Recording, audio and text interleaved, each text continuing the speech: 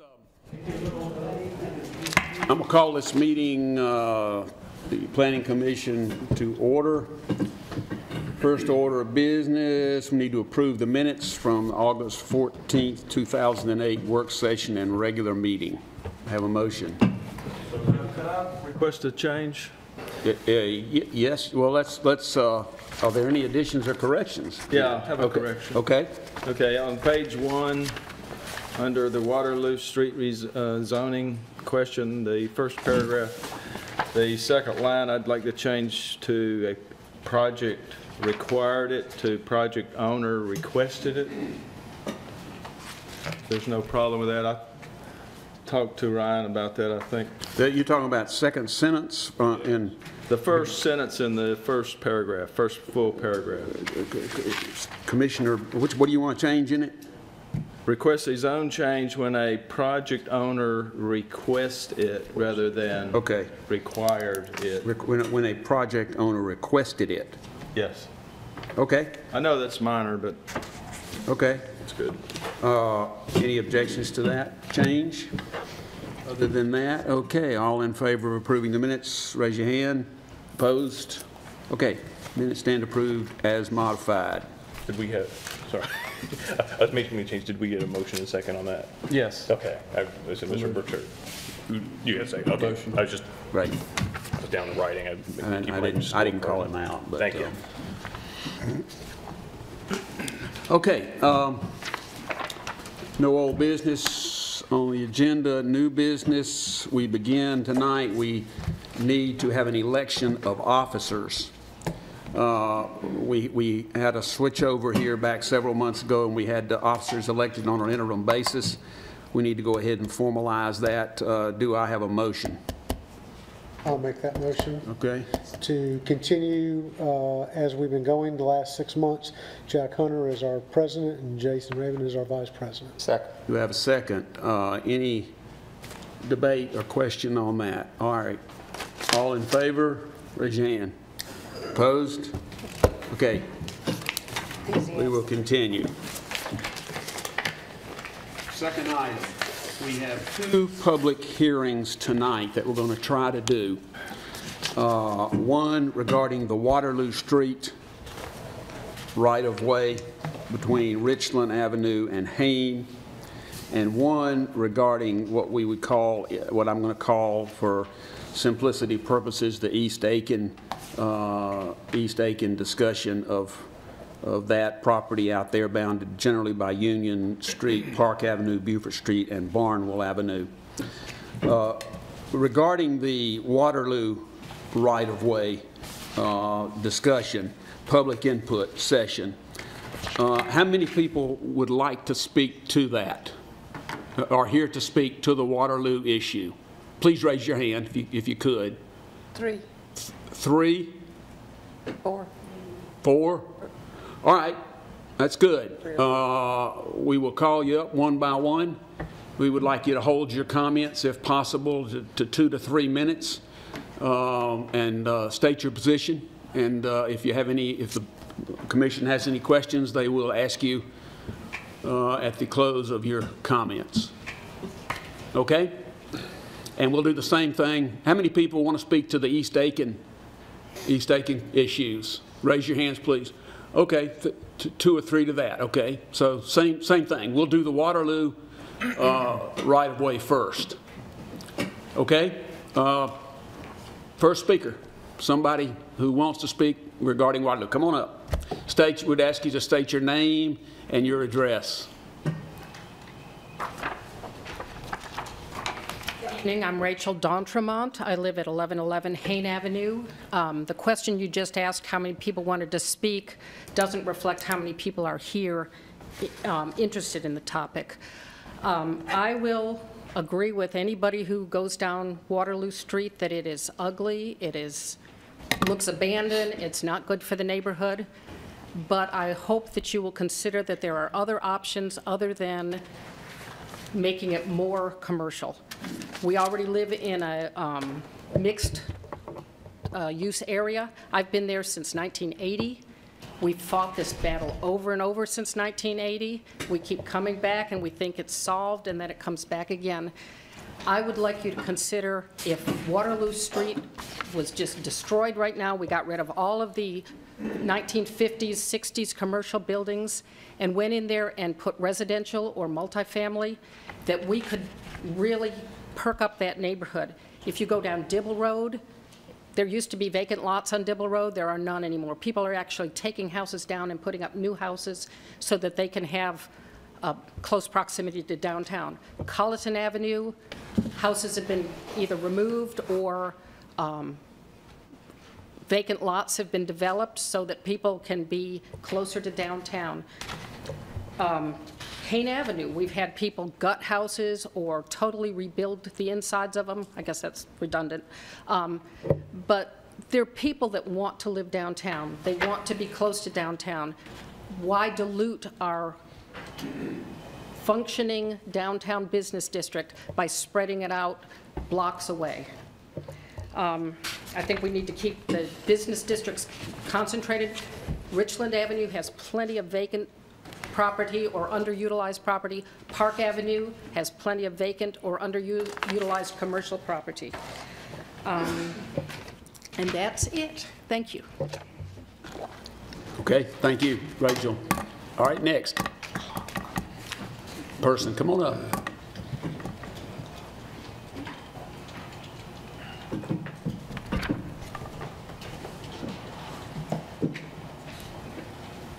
I'm Gay Smith. I live at 1311 Hayne Avenue Southwest in Aiken. What I would like for you to consider is the fact that prior to these property owners wanting this property rezoned to commercial, it was not zoned as commercial when they bought some of those properties. It was zoned as the limited business, which means that they can operate from 8:30 to 5 o'clock, not past that. I would also like for you to consider the fact that where the medical office building is now and the former drugstore on the corner of Hayne and Waterloo, before those buildings were built, there were apartments there. Mr. Ram had apartments all over the place down there, and I would like to consider residential going back in that street rather than commercial. Thank you. Let me, just one, I want to make sure you understand. Right now, the property is, by and large, there's a couple of general business, general business on the corner up there.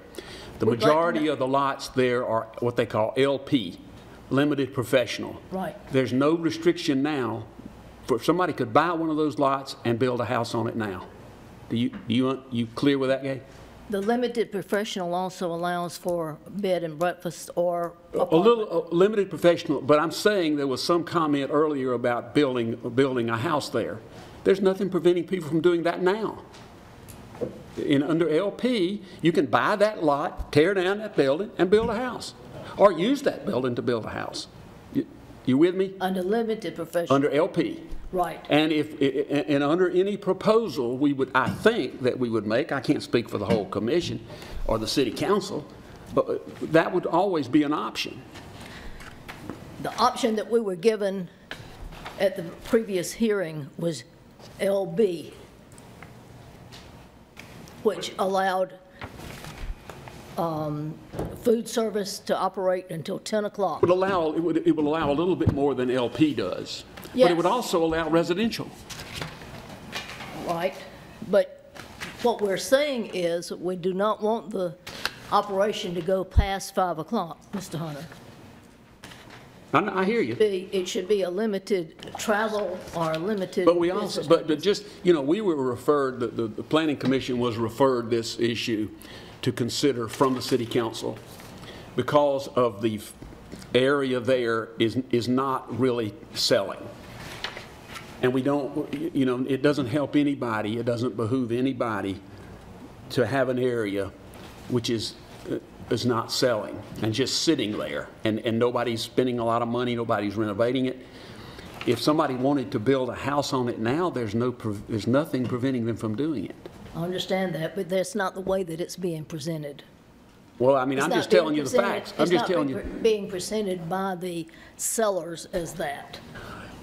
Yeah, well, I mean, I don't, you know, Yeah, I mean. that I don't know, that's- but is nothing That's what preventing we're trying anybody to from. say, is it needs to go back to residential. It is a residential area all around it. The reason that it got to limited professional to begin with was because of the hospital down at the other end. Correct, correct. And the hospital is no longer there. So Well, when you therefore, say- we're saying that it should go back to residential rather than, Just note, when you talk about residential, you see Waterloo, you see LP all up on Waterloo on the map. Right next to Waterloo, there's Trafalgar. That's also all LP and GB. That's what it is. The other side is Fallberg Street. That's all LP. There's all kind of things that could go in there as LP. as LP, And that's what we'd like for it to stay. including houses, but it hasn't sold. That's the issue that that's the whole point here. You know, nobody wants to disrupt an area, least of all me. I've been here a long time too. But when you have an area that's just going down, down, down, you know, people start wondering, you know, well, what are we going to do? Are we going to change it? Do we need to change it? That's all. That's all. Appreciate your comments. Okay. Who's next? Come on up.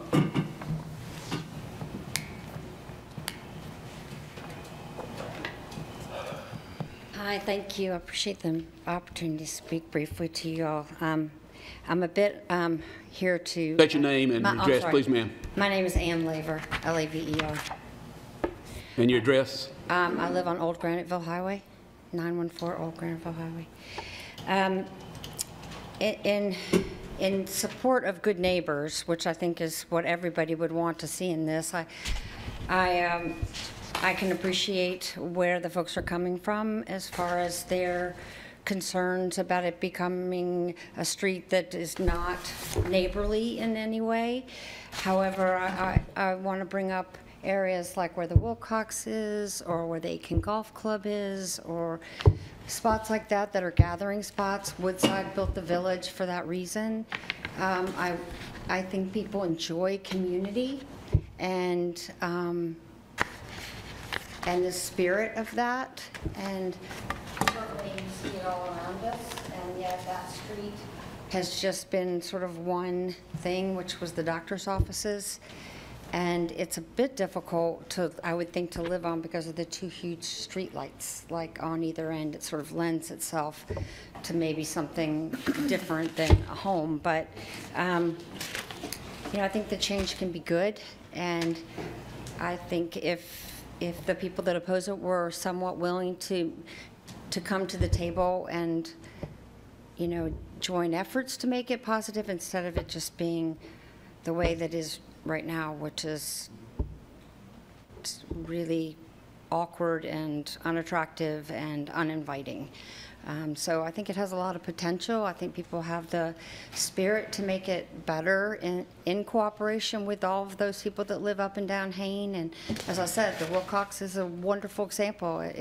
People love living near the Wilcox. People love to live near the Aiken Golf Club. Places like that can really bring up the spirit of a neighborhood. So I appreciate the opportunity to speak to all of you. Okay. Thank you. Thanks. Okay, wasn't there one more hand up that wanted to speak regarding the Waterloo area? Yes, sir. Come on up.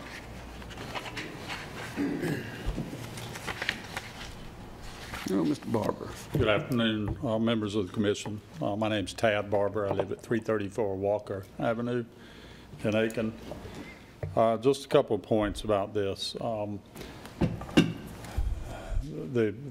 think the original purpose of the development of Waterloo Street and everything else around it is limited professional was created obviously because the hospital was there and you had medical community that utilized that space. That has come and gone, and so what's happened is you've got a stagnant area that's commercial those people that own that property have paid a reasonable commercial value for that property, and it's difficult for them to turn around and sell it as residential, which has a lower value than the commercial. So then you've got a limited number of uses that you can have on that property, being that it's mostly professional.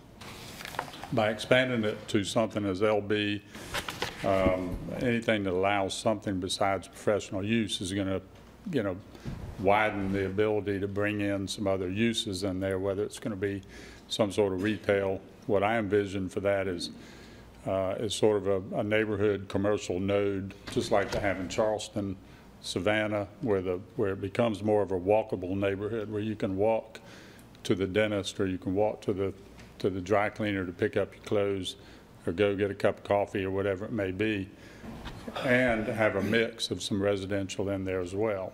So I think in order to attract some future uses that are beyond what's being used now, you've got to change the zoning into something that's going to expand those opportunities. And I think ultimately in the long run, it's going to come back and benefit the residential neighborhood and actually enhance it, because it becomes more walkable. You can ride your bike and you can walk there and pick it up. Now, certainly limiting some of the uses or the sizes of those businesses would be prudent, but those are things, the details would have to be worked out. But I think ultimately, if you want to see an area that was designed to be commercial become vibrant again, I think you've got to essentially rewrite the rules as far as what can go there, and expand the opportunities. So I appreciate your time. Thank you.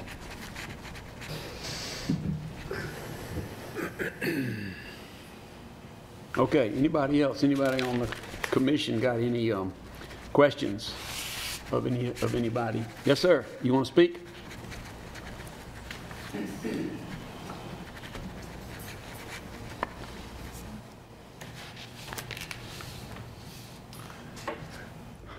Good evening. My name is Johnny Turner. I live at 136 Lancaster Street Southwest. My big question is, if y'all change this to limited business, I know there's a certain thing that you use to control what goes in there. But where I live, it's a limited professional historic area. But across the street from my house, there was a Combi Center. It's since moved. With the Combi Center, and if you go down during the day when it was there, and Tri Development's down there too, cars are parked everywhere. In the parkway, on the side of the parkway.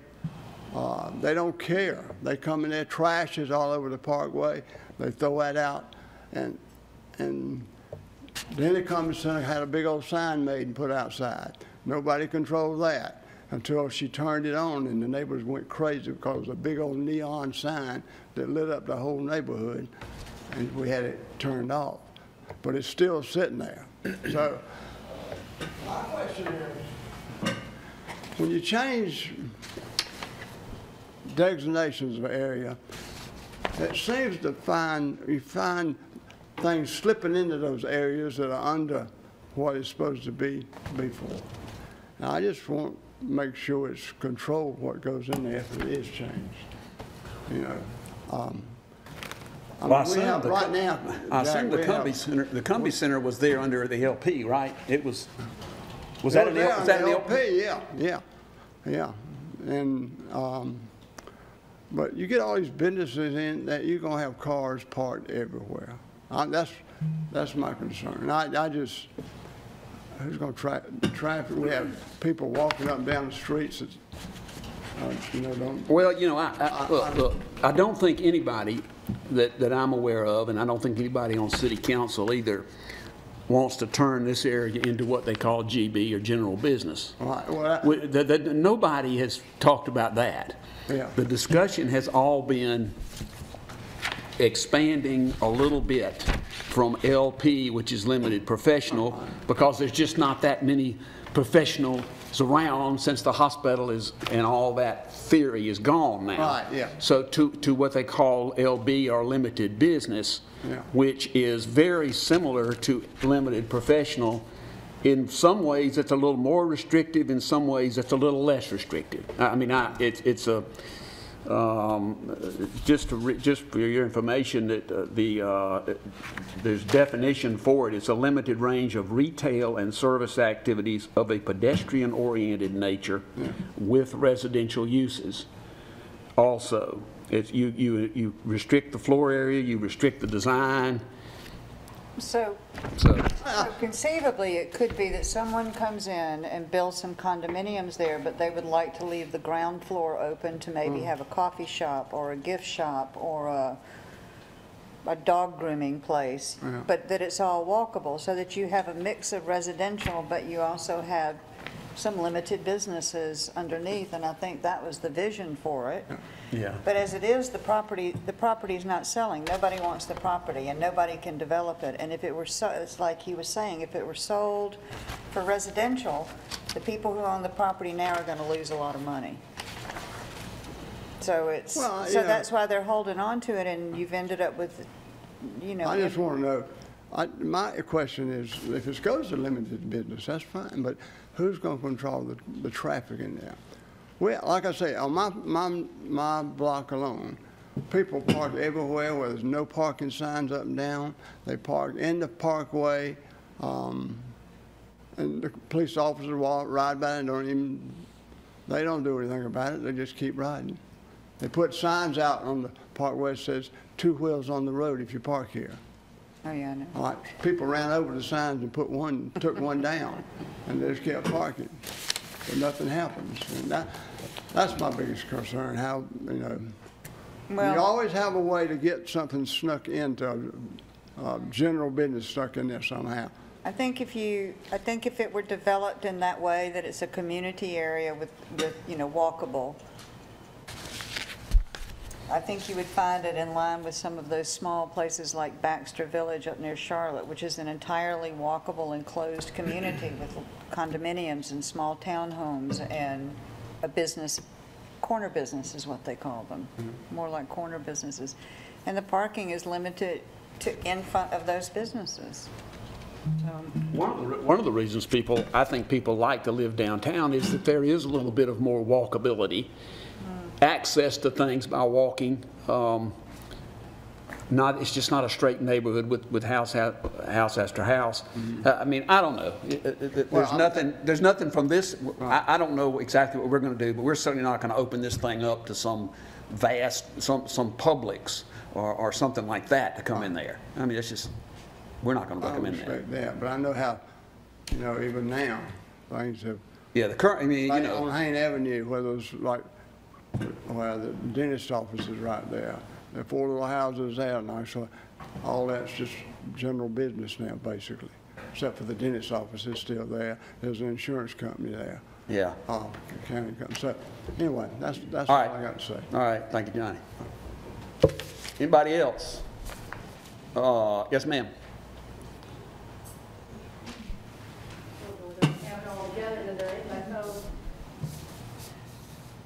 Three parcels have sold already under LP, so if it weren't for the hospital making the changes, I don't think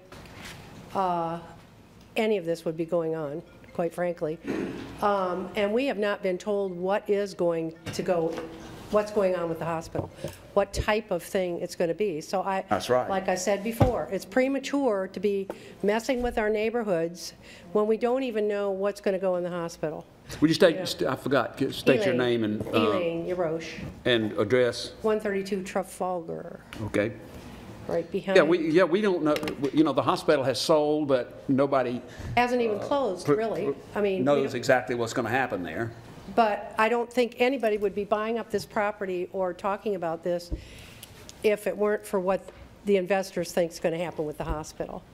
So, you know, that's one point that I have, and the fact that 3 parcels have sold, so they are selling.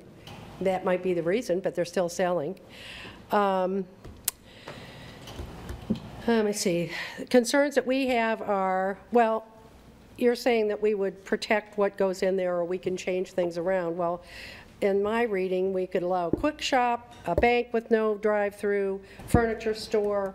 You know, we already have, like I mentioned before, we already have 2 quick shops, possibly 3 when the gas station's done. Some people said not to mention it, but it's still, as far as trust goes with the Planning Commission, you know, when you allow, and maybe nobody's complained about it, but when you allow 7 payday loans in a 4-block area in our neighborhood, I think that's pretty poor planning myself. We don't plan them. So my trust... They come in and people put in there, if it meets the zoning requirements, well, then they're entitled to put their... There should be some protection, though, because certain, you know, you can fix your planning so that only, not to get off subject, but, you know, so that you can only allow so many of something in an area, you know. So, you don't think 7 is quite a lot for that area? I may think it's absurd. Yeah. That doesn't mean I can control it. Okay, well, maybe we can. I may think it's control it, ridiculous, and I agree with you. Pretty poor planning. But other cities do. But we're not going out soliciting, finding people who want to put in those things and bringing them in. Yeah. You know, if they're entitled to put them in there. It is off subject, but you know, I am concerned if we can't handle that, how are we going to handle not having a quick shop on Waterloo or something like that? What rules do you have that pertain to that you can control? You know, it's fine to say, oh, one thing, we're going to go limited business, and then all of a sudden we have all this crap behind our house. And also the fact that, you know, that is my castle. Let it be whatever it is. That is my castle, and it's not behind your house. It's not, you know, whatever. And it's important to me. And I forget who mentioned about. I can't even remember what that was, but something about the. Oh, I heard that they wanted to put an Irish pub in that street. Well, that would be ludicrous, I think. And I guess that's about all I have to say. I'm obviously not for it, but I think it's premature. The main thing, it's premature, and it wouldn't be happening if it weren't for the hospital. And I think we need to know exactly what you're going to allow if you pass this. We deserve that. Sure. And we deserve to know what's going in the hospital. Sure. Because that definitely, well, we don't know yet. That area won't go. If it's not a big deal at the hospital or whatever, it'll be worse than what it has been, you know, as far as nothing going on there. So, all right. Okay. Thank you. All right. All right. Okay. One more. Last one. This is more than people held up their hands. You did hold up your hands. No, I did not. Robert Wade, 1010 Aiken Avenue. Elaine already brought up, one of my points was that properties have just sold under LP recently, so there must be some viability for that to go on. I'm sure there was no wink and a nod that we're going to get the zoning changed on that. The other is if we have property owners on Waterloo, I'd like to hear from them to get some feedback from them on the zoning change if we have anybody here, instead of just coming something from City Council to you guys. Okay. All right. Thanks. Okay. Anybody else? Waterloo. Okay. Let's move to the East Aiken proposal. Anybody wish to speak to that? There was a couple of people raise it. Yes, sir.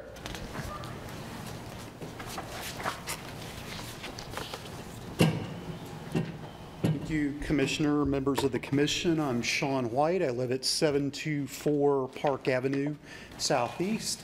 I'm generally supportive of the proposal that was shared in writing on the table out front. As a resident of the area since 2011, I like the fact that Aiken is a walkable city. Would like to see more investment in the area regarding single family and multi-use housing. I think that's a good thing that's happening in a lot of areas around the core of the downtown. I don't fully understand the procedures that the commission uses, but of the two options that the staff had at the back of the packet, I would prefer consideration B, as in Bravo. And as I understand the way this is written, there would be future opportunities, if there's a recommendation that comes out of this commission, that there would be future procedure or meeting where voice or views of the public would be able to be heard. Sure, sure. So, Yeah, we're not going to vote tonight on any, we're going to vote on a direction forward. We're not going to change and make any recommendations regarding changes to zoning or anything like that tonight. We're just going to make a statement as to a path forward, so to speak. Yes, we're an advisory body. This is an advisory body, the Planning Commission. Gotcha. The Okay. City Council, any recommendation we make would go forward to the City Council, and the City Council would then have the final say on any proposal. Understood. So I like the recommendation or consideration B. And I also like obviously there have been persons that have exhibited concern about the types of proposals that may come forward in the future, that in terms of the compatibility of those uses, and they're talking about a text amendment here. And I'm obviously, as somebody who lives in the neighborhood and want to see redevelopment, but want to have a say in that in the future as well. But like what I see here, and thank you for allowing me to share my views. Okay, good.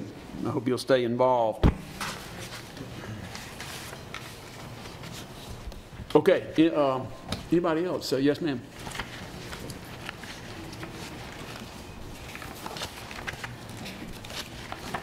Katie Lipscomb. I live at 307 Cherbourg Place. I also own a business down on Park that I just purchased. And we started holding a little indie arts market on Saturdays down there, and it's been a real neighborhood gathering spot where at the end of the day we all kind of sit around and visualize what this area could be. Everyone pretty much loves that area downtown, and it hadn't been real active, but by activating it, people are really seeing potential. So I'm all for it going from GB, but I'm not sure that there's not a better zoning possibility that could be, because we've got quarters on Park and Richland, and then the side streets, the intersecting streets, which are probably 60% residential, some churches, a few businesses mixed in, but not many. But as we're sitting there in the afternoon, I'll be sitting next to an antique store owner, and we'll look over and go, that would be a great little antique shop, or that would be a great art store, which they're not loud, they're not obnoxious, they don't have smells, but they're affordable. There's affordable housing and affordable retail. So if there could be, I went to the work session and somebody mentioned possible, like in Greenville, they have C1, C2, C3 codes in their downtown area, but it kind of controls what can go on in the residential areas. It just creates more of a plan. Additionally, as someone who has a vacant lot down there that would like to eventually be able to develop it and would like a short critical path to doing that, changing to a DB zone would be good, but I also would like to see us look and see, are our parking regulations appropriate down there? Could we do something more sustainable and not have paved parking and bumpers and those kind of things, because most of the lots are like a third of an acre, and if you're putting businesses in there, it's not a lot of room for parking. But I'm not sure where people are parking, because as Mr. Turner said, you know, everybody's parking along the street. So I would just like to see us look at the whole area, maybe combine it with Union Street and put together a real plan so that a business person like me can look at it with assurance and know what I can do without having to wait 2 months to go through another zoning variance or whatever variances we have to go through to kind of create that vision for what we would like it to be there. Well, I sympathize with you as to the time and the complexity of it, because it is not simple. It really is not. It's complicated. There's a lot of factors. There's a lot of moving parts, and I don't know if it can be speeded up or not. I just don't know. There's a lot of stuff you got to have public notices and that kind of thing. Well, I'm not saying rezoning this, but just like a comprehensive plan where if this area gets rezoned to DB, then we look at all the regulations and say, okay, is it going to be easy for somebody to put a small business in here that without having to go to another, go to I agree. another Well, the easier you exception. make it, the better off. So you don't have any objection to the DB designation? I think we could go General. C1, C2, C3 would be better, and it sounds to me like Waterloo would be better with, not a LP or LB, but some kind of mixed use with some kind of protections in it. So, Yeah. that's just what I would, Yeah. which Ryan and I have spoken of it. I know that's not easy either. There's nothing easy. No, it's not. It's not easy. It's not simple. Thank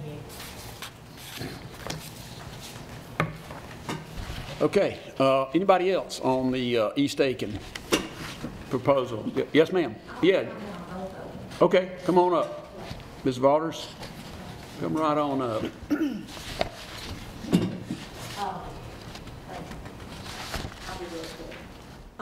I'm Jane Waters. I live at 707 Hayne Avenue, and I'm real interested in downtown and downtown residential and downtown business. One thing I'd learned today is that there is no building, I believe, that currently exists that's zoned limited business. There are some lots that exist that are zoned limited business. They don't, as far as I know, back up to housing, to people's homes. It seems to me that before this is recommended, this is the prime time to look at the uses that could be allowed in limited business to see if when this was written, 10 years ago or 8 years ago, I don't remember exactly, whether these really are compatible with people living in neighborhoods who have been living there a long time, paid property taxes all over the years, and to see if there's a way to look at this zoning, which doesn't really exist at all at this point. There's a small area, isn't there, Ryan, that's LB? So you have 2 LB parcels up for rezoning this evening. That's 2 of them. The third one is the Woodside Sales Office off of the main entrance off Silver Bluff. So I think that is all of the LB zoned property you have in town currently. Oh, sorry. And then there's one more. I'm trying to remember the use right now. It's like a fraternal use on Lawrence Street near Hampton. Yeah, it has not been used much, you're right. We were looking for something, or the city council's looking for something with a little more flexibility. Yeah, and but still restrictive, still very restrictive, but a little more flexible than LP. Yeah, but it's different. It's a little different. In character, it really is. It's a little different. And that's what neighbors are worried about. Plus, we don't know what the proposals are. We're just imagining, because we haven't been privy to anybody's suggestions about what real proposals are on the floor. But I just think this would be a real good time to look at this zone and be sure what it really does mean to people whose homes back up to it. How do you feel about the downtown business designation for the Park Avenue area? Well, I think that's something that we really need to do. We need to contact people that are there with, again, in the same vein, just as in an area like the West Side, where people have lived there and paid property taxes and committed to that neighborhood. In the East Side, the same thing needs to be done. And we need to look at people who have committed to that area and see about well, it seems like how they feel as well, and that's fine. I mean, there's a way to talk about things, but not when you don't know what's going to happen and what the possibilities are, and it's not being used, so we really don't have a prototype to go by about when this happens, we think something else will happen. And of course, go ahead. Do you think downtown business would work on the Waterloo Street so that you could have a mix of residences and businesses, and there's a lot more control over what goes in? Why would downtown business be more controlled than limited Because business? you have options of I what don't can think go in. it would be. I think LB is more limited than DB, isn't it, than downtown business, isn't it, Ryan? There are more allowed uses in the downtown business zone. I think district downtown than business is actually a little more open than limited business. But don't they have more input as to what can go in there? Isn't that what Who has more input? the neighbors, Well, wait a minute. you know, whenever you have zoning, as you know, Jane, very well, there's things by right. A zone has certain things by right, and there's no flexibility there. And then it has other things that by special exception, by ordinances, variances, that you can put something there. Now, the city council obviously can control anything that's there by variance or any changes. But if it's a matter of right. And I think that needs to be looked at. That's my point. Yeah, well, I agree with that. Your summary that I saw that was handed out, it talks about other towns where certain things are by exception, by special exception, that are included in ours by right.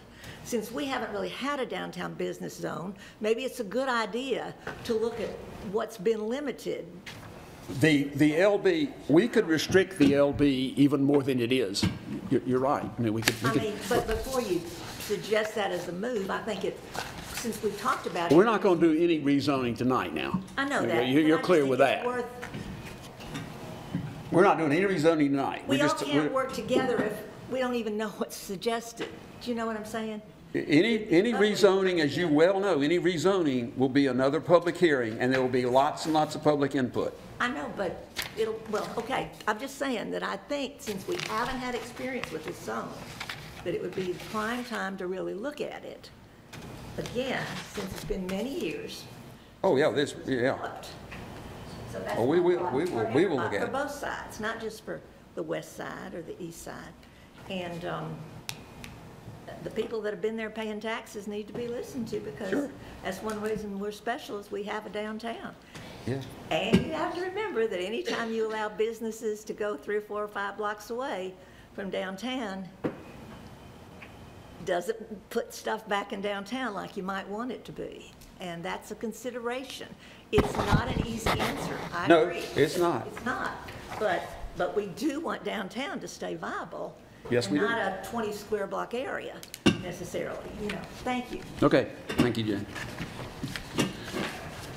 Okay, anybody else? Okay, we have, if the commission will look at the proposed action tonight with regard to, first of all, the Waterloo Street zoning area. There's 4 options that we have tonight, page 6 of 6 under that one. We need to adopt one of those. So take a look at it, and somebody make a motion, and we can kick it around. Yes, B. We're talking about B now, Waterloo Street zoning, 3B.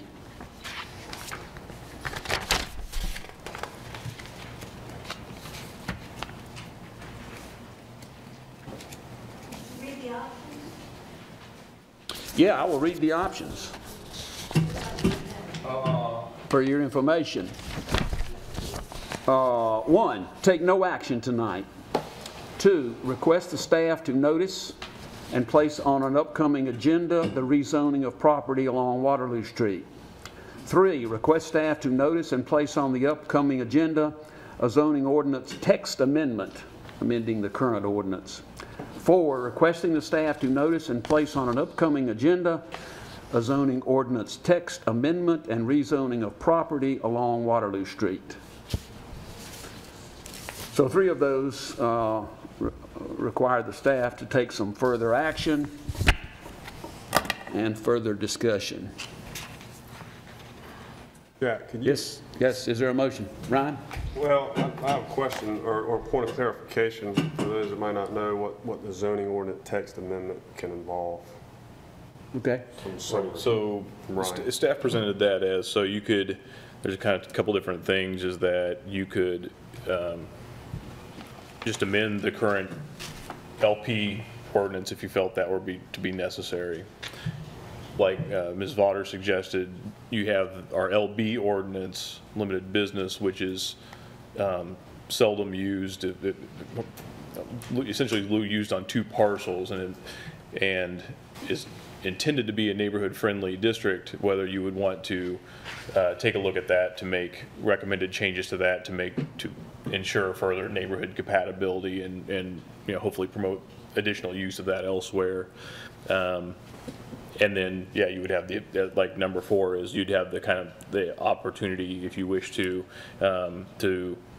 you essentially could do that and then revisit the actual property zoning, or you could do both simultaneously. If we amend, if we decide to talk about amending the LP zoning, that affects a whole lot of property. It does. It's way beyond Waterloo Street. If we go that far, we're talking about massive amounts of property. And I don't know how far we want to go down that road. So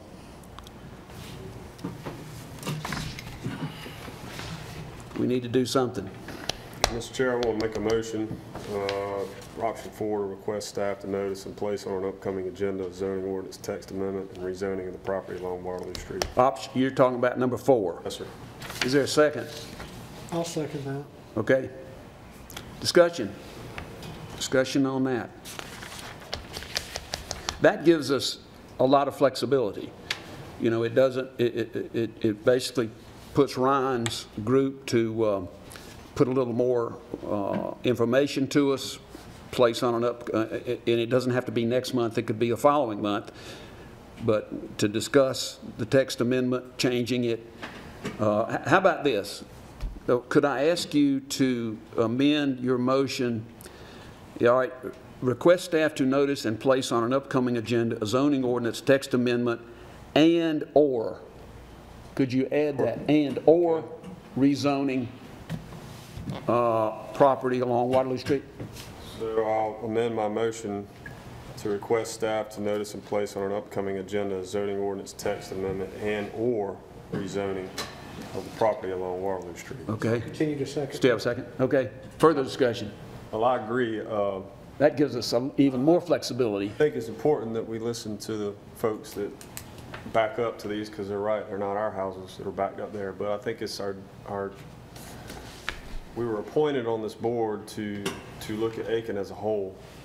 And I think it's our duty to see areas and look at areas of potential growth and economic vitality. I think that's important for Aiken to continue to grow. So I'm not to the point where I want to just go and rezone it and see what happens. I agree. I think we can do this collectively. I think we can discuss it. And I think we can push it to a more favorable area, not only for potential businesses and investors, but for the neighborhood. And I think this motion embraces all of those items that we can do as a group. You have any comments, Ryan? I know, just for clarification, would the board prefer that you do those in an order, say the text amendment and then any property suggestions, or simultaneously? In order. I would think in order. In order might work easier, might make it more clear anyway. So revisit the LB ordinance on an upcoming agenda, and at which point, if the board were comfortable with moving forward, then potentially correct recommending rezoning of yes, the property. That might be better. Do it one at a time. Because I think a lot of what we're hearing is that they're not really opposed to it altogether. I think they're really worried about what's could potentially come in there, and I don't blame them. I would be terrified to see a bank come in my backyard, or a liquor store or a convenience store in that regards. But I think Ryan made a good point. I mean, it is our duty to kind of look at this overall and to make the best path forward. Might be terrified for a Wells Fargo, but not a Bank of America, maybe. However you see fit. Yeah, I think that's a good way to look at it, because if we're talking about rezoning doing a text amendment to LP, that's a pretty daggone big thing. That's going to affect a lot of pieces of property. Okay, any other comments? Okay, all in favor of the motion? Raise your right hand. Opposed? Now let's look at C, which is the East Aiken proposal. We got four possible causes of action on that one, page 5 of 5. We got 4 possible options on that one too. So is there a motion on that one? Mr. Chairman? Yes. Amend number 4 too. I'm going to amend number 4 to read the same. Request staff to notice and place on agenda zoning ordinance text amendment and/or rezoning, and move that we adopt that position. Okay, is there a second? Okay, any discussion on that one? All in favor? Raise your hand. Opposed? No? Okay. Good.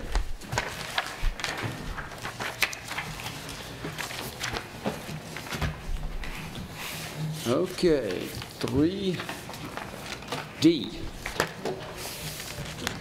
This is a consideration of a zoning text amendment. We were just discussing zoning text amendments, so this is an example of one regarding storage of utility trailers on residentially zoned property. And I assume that means all residential zones. Brian, is that correct? Correct. All residential zones except for the residential single-family stable has some different regulations imposed with regard to horse trailers, but other than that, all residential properties or residentially zoned properties, RS properties. so? What's the wishes of the commission on this one? Do we want to tackle this thing, or do we not? Do we have anyone that's here to talk about this? Anybody wants? I hadn't heard anything about it. Have you, Ryan? Did you hear anybody about coming in on this one? Anybody want to talk about this one? I doubt it. Okay. Well, we don't have to do anything. You know, we could take no action. We could take an action. The action would have to be either a modification of the current zoning rules regarding that, or doing nothing. Mr. Chairman, I've had a chance to look through this as well as the other members, and I don't personally see where any changes are required or needed at this point. Ryan indicated that we have had some complaints or whatever. But I don't know if these were ever written complaints or formally addressed to council or not. Were they, or were they not written? No, I didn't have written complaints. We received, we were acting on complaints from neighbors. Again, the idea is that commercial utility trailers don't necessarily fall under the recreational vehicle provision of the ordinance, nor oversized vehicles. So they can be parked in more locations on a residential lot, and we did have some complaints regarding utility trailers, like a landscaping trailer, for instance, parked in a front yard, and the ordinance, that is not a zoning violation per the ordinance. So at the request of council asked that the Planning Commission revisit that to see if if the ordinance is still appropriate. And we still do have that ordinance on board. Correct. Section 4.2.5 is regulating the parking of recreational, oversized, and emergency vehicles. So my belief is that we already have some kind of regulation in place in the city of Aiken. An ordinance is in place, and if people specifically have a problem and want to go before city council, then they could. So you want to make that in form of a motion that we do not specifically regulate any further parking of utility trailers? I would make a motion that we recommend to City Council that no changes be made or adopted at this time. Okay, is there a second? Second. Okay, any discussion on it? Everybody in favor? Raise your hand. Opposed? No? Okay. Good. Passed through. All right, E. D. All right, this is an annexation request. And the current zoning is residential single-family conservation RC, and is it also a request for a zoning change? Why is that? When you annex it, you have to zone it. So the RC is the county zoning currently. Oh, gotcha. So you have to designate it a city zone district when it is annexed. So it would still be a residential single-family RS-15? Correct. That's what the adjacent properties are. Gotcha. All right. Somebody make a motion on this? Any? We're here, we're going to speak about it? Yeah. I haven't heard from anybody, but is anybody here to speak in favor of this one? This is Scott L. and Bonnie S. Eaton, location 127 Branchwater Lane, asking to be annexed into the city. Mr. Chairman, I'll make a motion. I'll make a motion. So go ahead. With regards to application number 19-20002, an annexation request for tax parcel number 106-17-20-001, I move that we recommend this to City Council for action and that it is in line with our comprehensive plan. Second. Charles. All in favor, raise your hand. Opposed, like sign. Okay. Let's see. All right. F is also a request from Mr. Joshua Lawson for a annexation of a single-family home into the city. We changed the zoning to a residential single-family RS-15. Anybody wants to speak in favor of this? Anybody opposed? Okay. Is there a motion? Mr. Chair, I make a motion to further recommend this to City Council, application 19-20003, annexation request for tax parcel 10617090005 from current zoning RC to proposed zoning RS-15, as it is a loophole and currently is in line with our comprehensive plan. Okay. Second? Second. All in favor? Raise your hand. Opposed? Okay. All right. G. This is also a request to bring this property into annexation by the city by by Horch Properties LLC, Mr. Peter Horch, 901 Shadow Drive. Anybody wants to speak in favor of this? Opposed? Okay, is there a motion? Motion. Yeah, Mr. Chairman. Yes, sir. Go ahead, Charles. Tax parcel application number 19-20004, annexation request for tax parcel number 104-17-21-009, current zoning RC, proposed zoning RS-15. I move that we send this to council for consideration. It is in plan with the comprehensive plan, and there are no possible condition of improvements. Second. Is everybody in favor? Raise your hand. Opposed? Okay, good to go. Next one, H, 3H, application number 19-60001, rezoning request from LB to GB. This is on University Parkway. So its current zoning is LB, requesting a change to GB general business. 2 parcels of land along University Parkway at the entrance to Grand Oaks subdivision. Anybody here to speak in favor of this? Nobody here to speak in favor of this? Did you hear anything about it? I say, other than the correspondence that you received, staff received some inquiries, but no additional correspondence other than that you received tonight in addition to your packet. We received one letter from a person who lives in the Grand Oaks subdivision, and you'll make that a part of the record, right? Okay, anybody wants to speak in opposition to this rezoning? Okay. We have a motion. I think the only question that I would have is, what do we want to do with the access to if we make the change from LB to GB, what do we do about the access? I think we need to address that. I agree. So in the motion, whoever wants to make it, and we'll talk about it. I'll make a motion, I'm going to go to the discussion though. On Okay. reference to application 19-60001,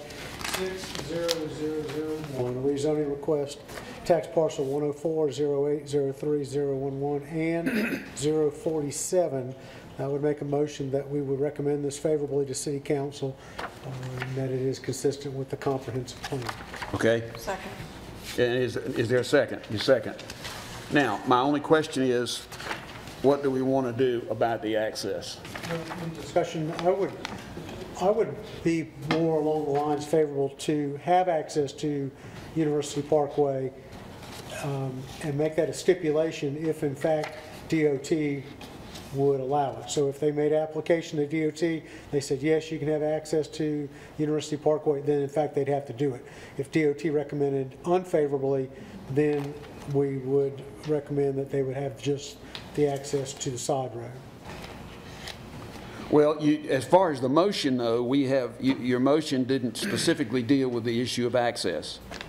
So I guess we could leave it open. Well, that's why I asked you in discussion. I can still amend my motion if needed to be.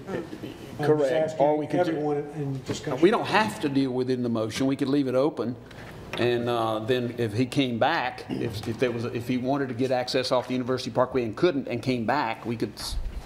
Right. So just to clarify, Mr. Chair, that yeah, it would, if you did not specifically require that the lots continue to be required to access Grand Oaks Way, only, then it would fall under the city's normal traffic access standards, as well as SCDOT's encroachment permit process as to whether they would allow driveways along University. Okay. So then if I made the motion and we voted on it favorably, but I also included in that motion that they must obtain access to University Parkway. If they did not get it for whatever reason, they could still come back to us and reapply again with just the access to the side street. Do we have to deal with it now, or can we deal with it if he doesn't get access, is my question.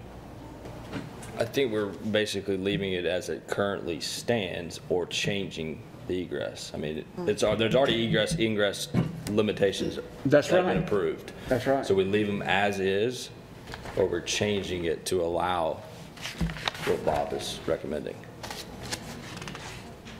Well, the current rule, if we don't address it in the motion, the current rule, as I understand it, says that the zoning, that the properties access to those properties is restricted to the Grand Oaks main entrance drive.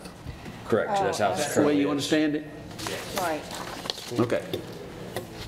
Is that the way you understand it, Brian?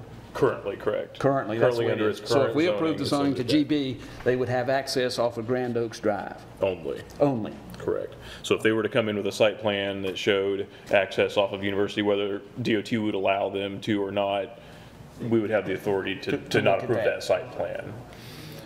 Okay. Okay, we got a motion, we got a second. All in favor? Signify by raising your hand. It does answer my question. So I'll make sure everybody was on the same sheet of music. Yeah. Okay, everybody opposed? Like sign? Okay.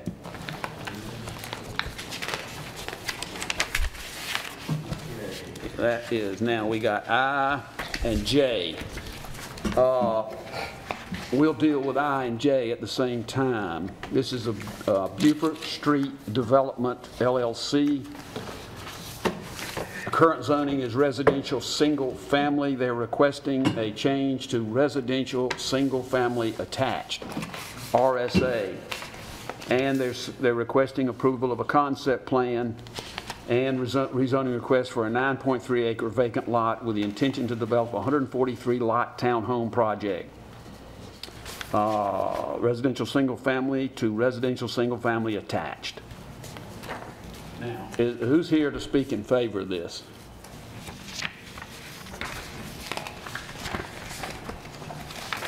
Chilton Hildebrand with Hassan Hildebrand, 133 Greenville Street, Aiken.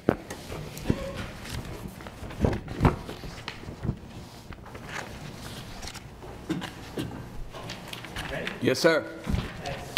do is hand out a plan of this, except it's a little larger and a little clearer than that. It'll answer a couple of questions that have come up. Share those, I'm sorry. Okay, we'll share one here.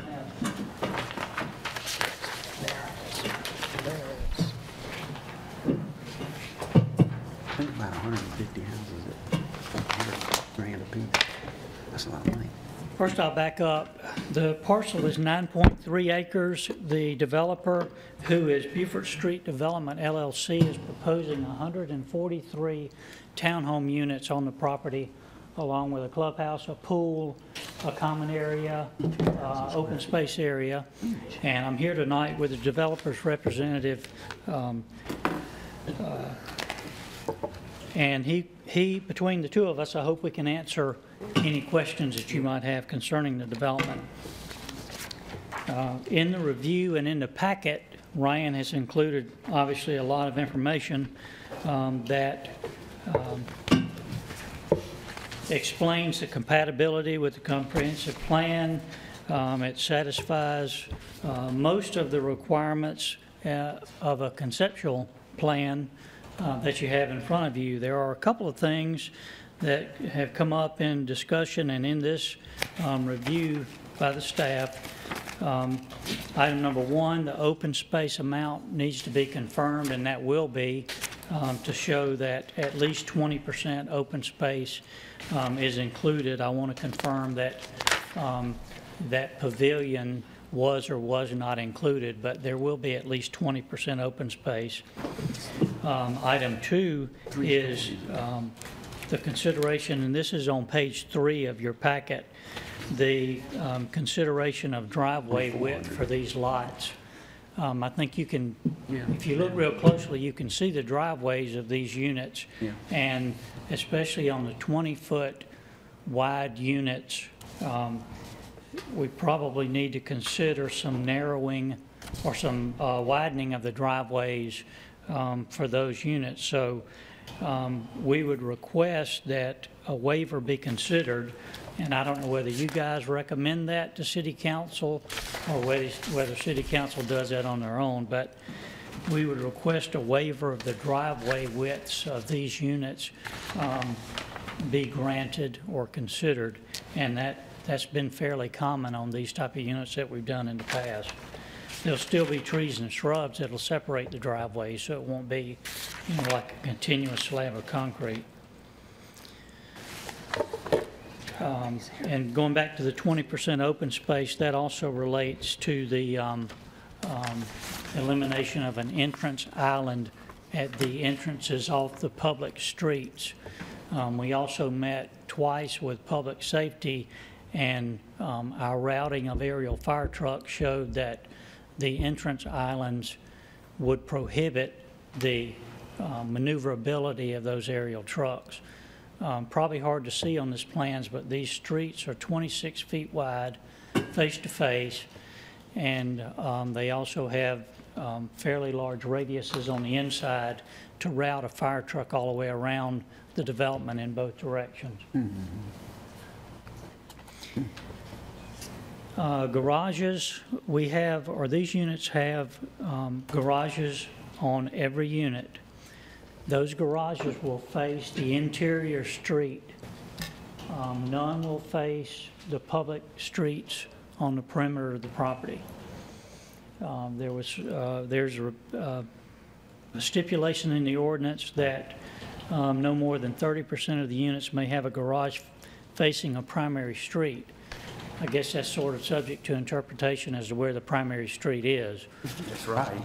We don't consider the interior street to be primary. So. Right. No, I wouldn't either. Okay. I hope you would agree. No, I with wouldn't that. agree. I would agree with you. Okay.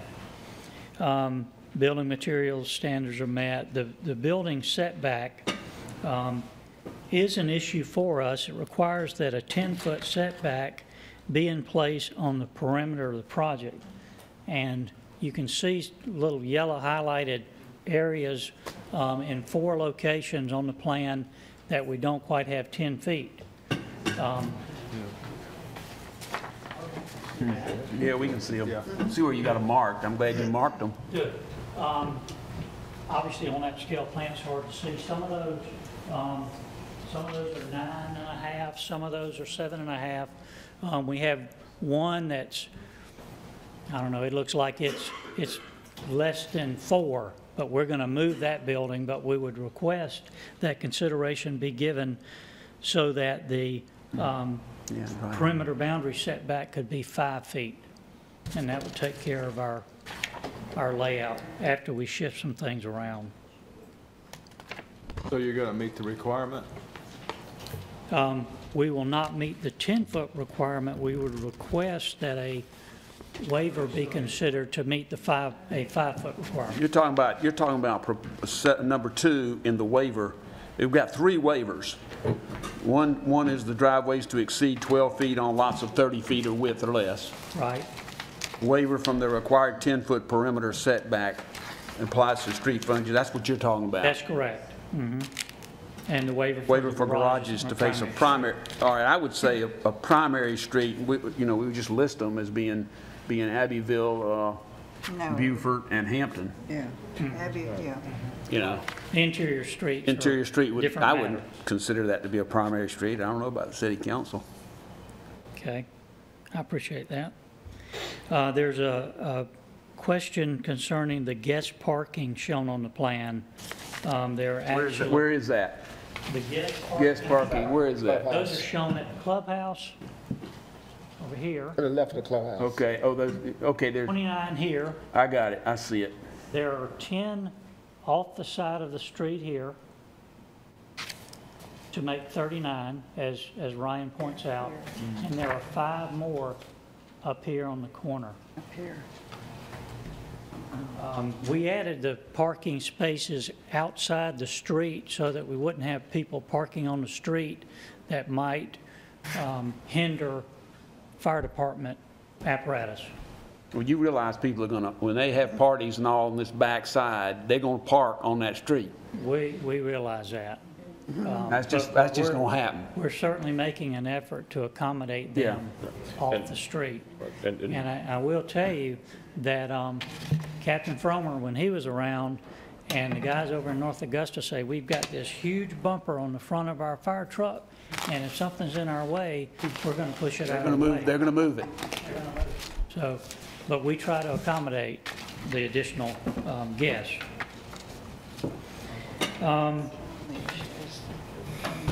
We do agree with all the possible conditions listed.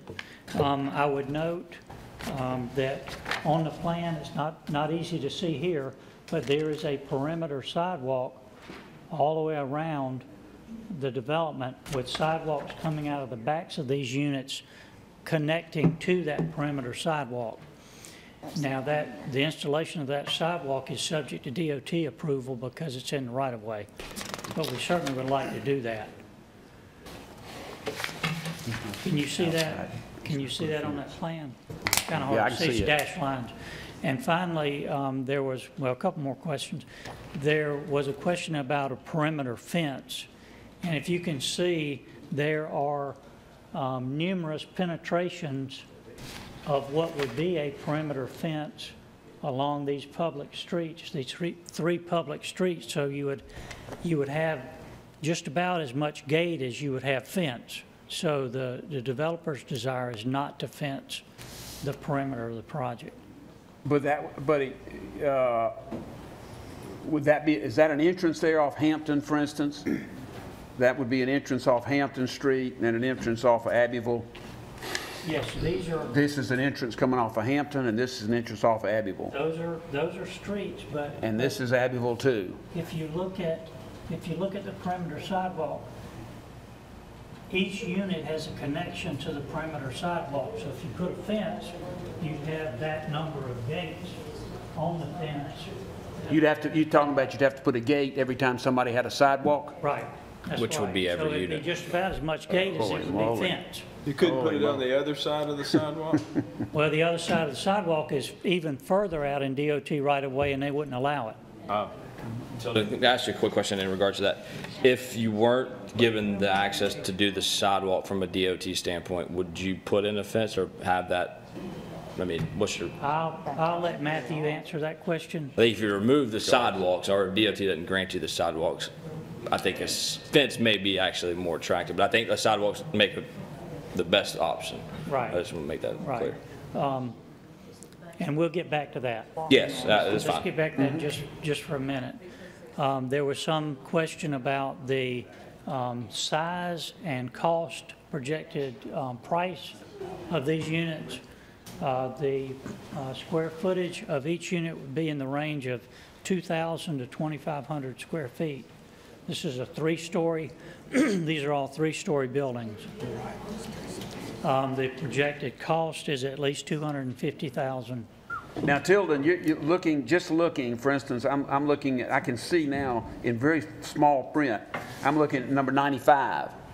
Unit, let's just say unit 95. I probably need to look at yours. And it says 1,281 square feet. Is that total, or is that per floor? Or? I think that was taken from a previous plan. I'm going to get Matthew up in just a second to address that, because I think I'm about finished. Discuss one more time what the fire department told you about the ladder truck, that it would not fit, or it was... No, the ladder truck would fit. Would fit based on trees and... Yes. We routed, we did 2 iterations on this. We started off with a ladder truck needing 26 feet wide clear, and then we've run a couple of routings with radiuses and entrance islands. We had to enlarge the radiuses, and we had to eliminate the entrance islands to make it work the entire loop, so they will fit. Just wanted to clarify. Thank you. Yeah.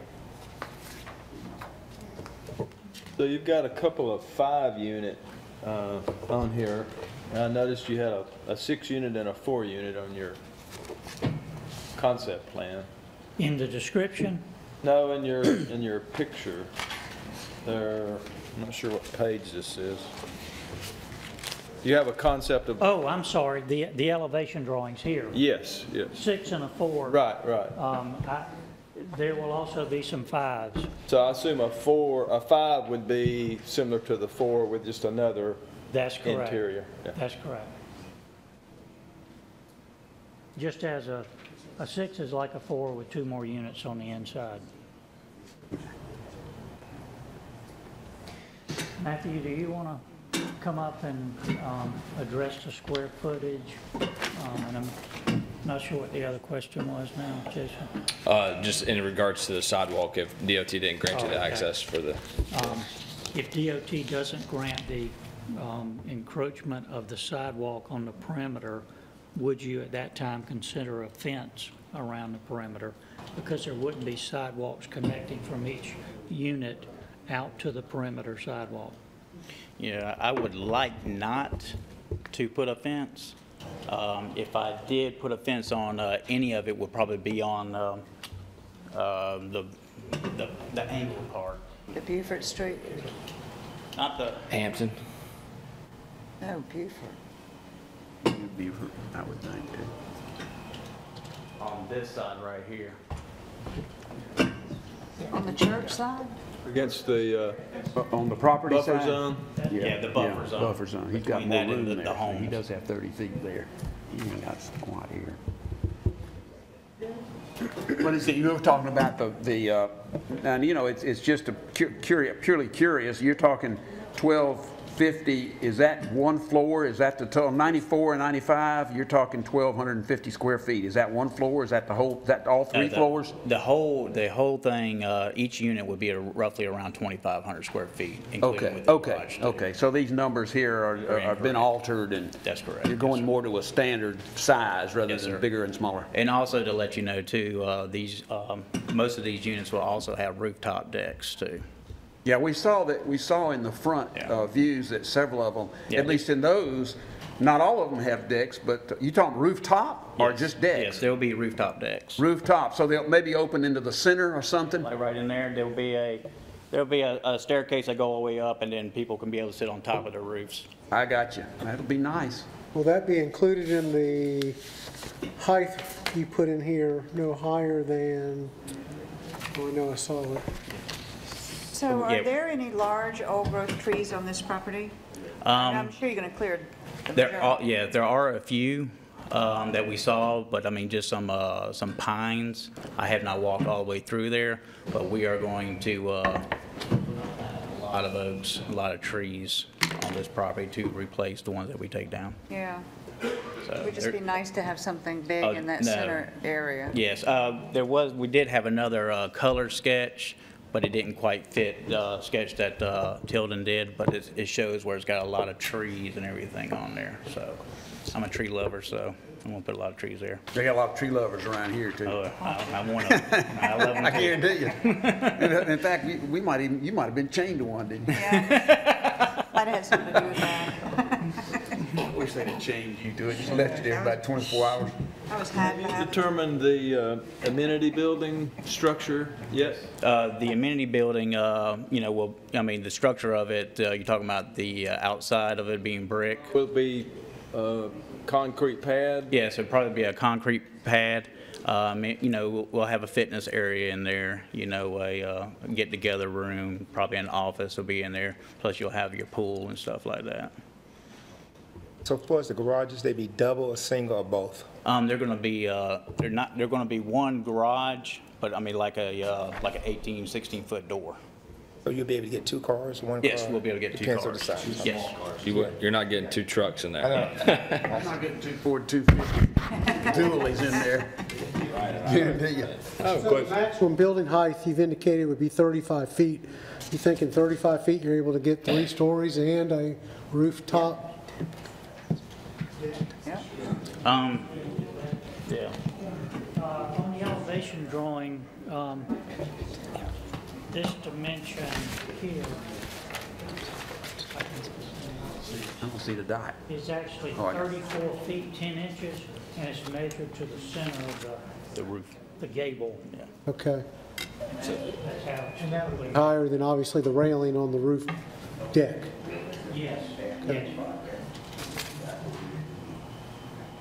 And also there will be sprinkler systems throughout the units too. Oh, yeah. And underground wiring? What's that? Underground wiring? Oh, absolutely.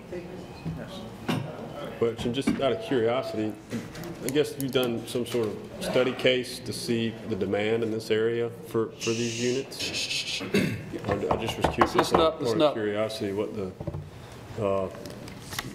this area, just if there have been any case studies done on just the demand for these type townhomes in the area.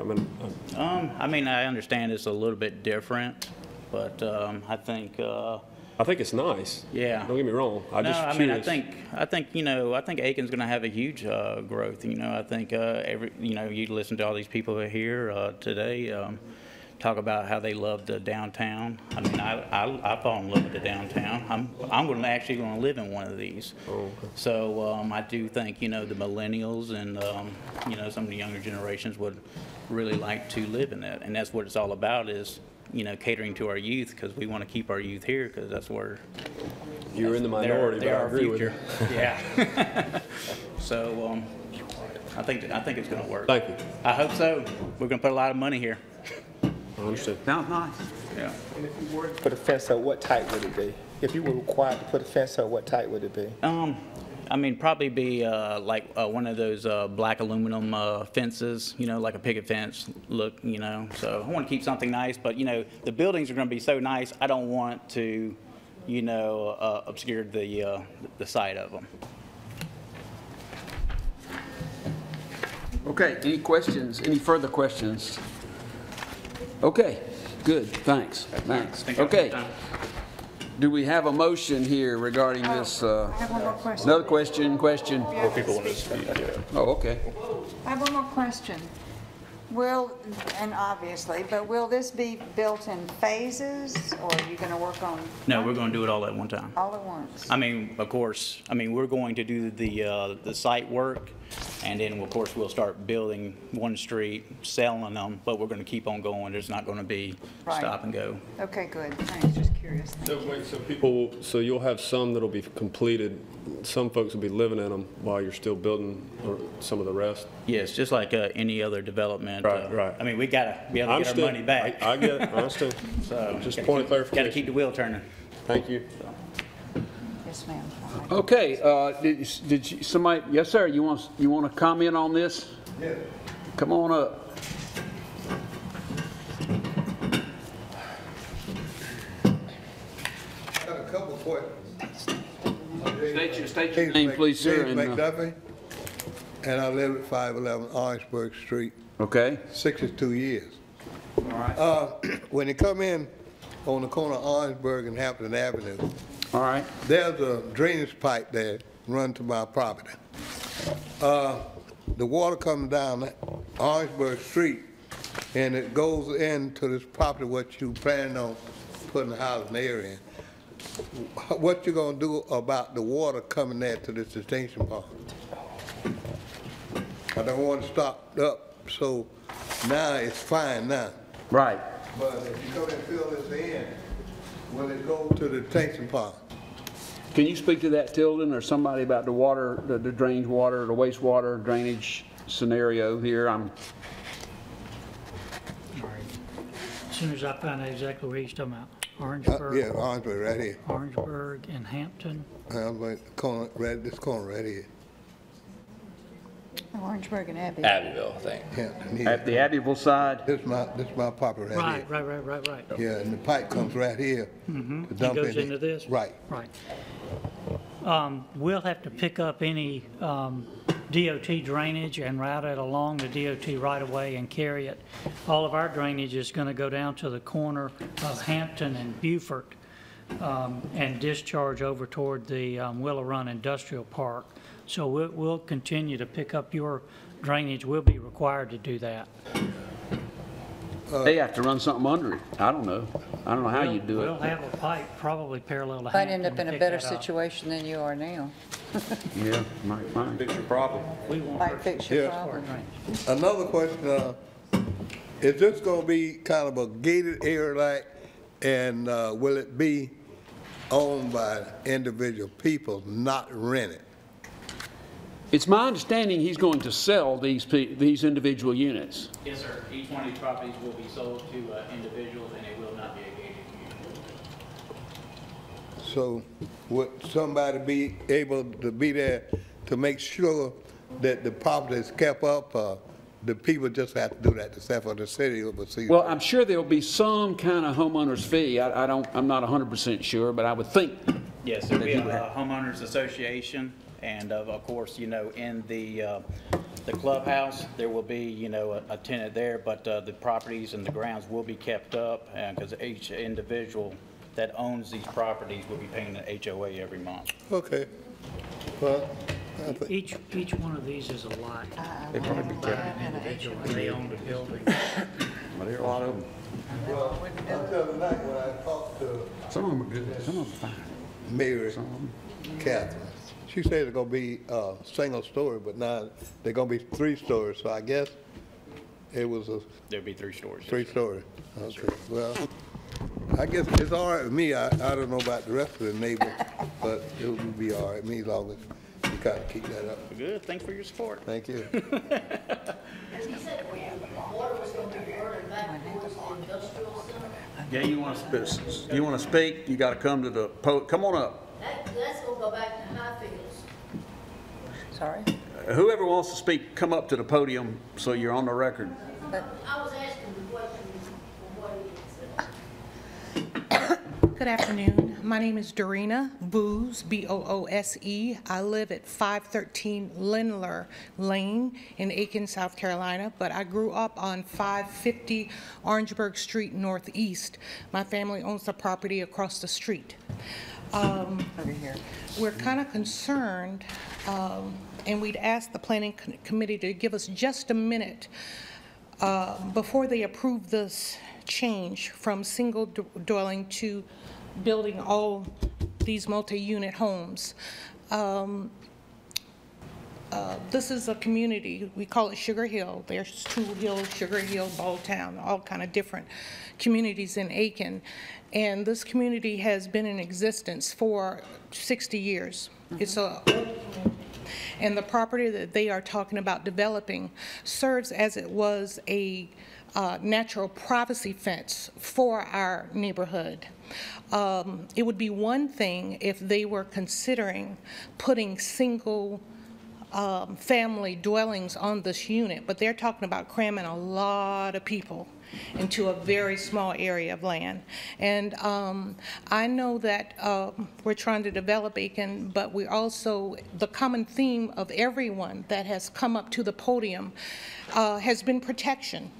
We're not opposed to development, but we do want to protect our way of life and the neighborhood that we have lived in all our lives. Most of the people there have lived there since the 1950s, early 60s. DuPonters, professionals, and they've raised children, and now the grandchildren are coming in there, and we've taken pride in this neighborhood. And we want to protect it. We want to keep it as pristine and proper as we possibly can. So we're concerned that how many people, if everybody was to, how many people are you talking about adding in this 9-acre space? If everybody were to sell, if every unit were to be sold? There's 100 right now, as it stands, is 143 units. So 143 units, that's 143 times 4, maybe? Times 2 to 4, or probably 3, maybe an average. Right, and it's not going to be fenced in altogether, and they're not going to leave any trees around so that it can buffer the community? There's a buffer, especially between the property on the, I guess it looks like the west side, the property owned by the church. There's some church owns some property on the west side. Yes, it does. It's the old Ash House. Yes, they do own that. A big buffer there. There's not a huge buffer, it looks like to me, on Hampton. And so my concern is if somebody decides to have a big party, where are they going to park? And if they do park, they're going to disrupt the residents that already live there. So what I'd ask you to do this evening is to hold off on approving this plan and let us do a little bit more homework and go from there. Well, that's what we like. We're just concerned about protecting our neighborhood. Can you put the site map up there and show us where your community is? I'm Do you not know that familiar. area along Hampton Avenue where they have all those beautiful yards? Just let me make one comment. Yes, sir. You say, all right, you're taking 100, let's just say 150 units to make it simple. Yes, sir. That would be, if 3 people per unit, that would be 450 people. Mm-hmm. Do you know that now they could build in 10 acres of land under our current residential, they could put what, 40 or 50 houses? Maybe more than that in there? Couldn't they put 3 or 4 or 5 per acre?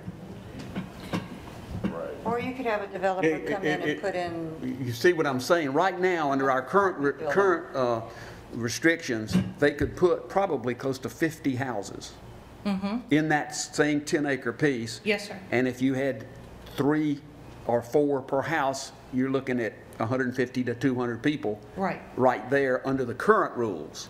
Yes, sir. I understand. And he's talking about building a place that it's going to be charging $200,000 to $250,000 per unit. Per unit. Now, Are you going to get some... That's over $35 million. That's going to bring in some people like yourself that are going to be responsible people. I hope. Okay. And just because somebody's got money don't make them responsible. That's for sure. Poor people are responsible, rich people are irresponsible. I mean, I understand that. And it goes across the board. It goes across the board. There's no... It goes across the board. There's nothing solid about it. Right. But nobody's exempt from irresponsibility. That's there right. are irresponsibility people across the board. I understand that. So our purpose is just to recommend this to City Council. Yeah, the City Council have another City Council has to approve or deny this. We're only a recommending body. So we just recommend to City Council that, yes, you know, and if we have any reservations that come up during discussion, we'll put those on as Noted. as Yeah. as an addendum to the motion. Okay, you have any other comments? No, sir. Thank you, ma'am. Thank you. Yeah, this will be referred to the city. Yes, sir. And the city will have another hearing just like we're having tonight. Okay. Okay, and you'll have an opportunity, if you want to speak to city council, that you will have an opportunity to do so. Great. Thank you. Thank you. Thank you. Who's jealous? There's yours. Okay, anybody else wants to talk about this? Tilly, can I ask you to come up and address, Tilly, can I ask you to address her comment? I think Yes. clarification. I think I understand her comment. I'm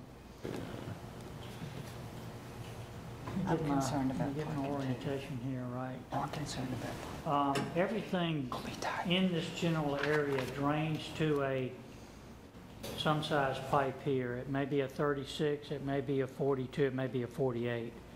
It will continue to drain as it does now, picking up the drainage off Orangeburg Street and these other streets. We will be required to retain our water here in a retention area. I did this, I hope it's this size. The city of Aiken's detention requirements right now would restrict it so that the flow of the water after we develop would be at a lower rate than before we developed. So as far as concern over the flow rate of the water, the actual flow rate will be less than it is now. All right.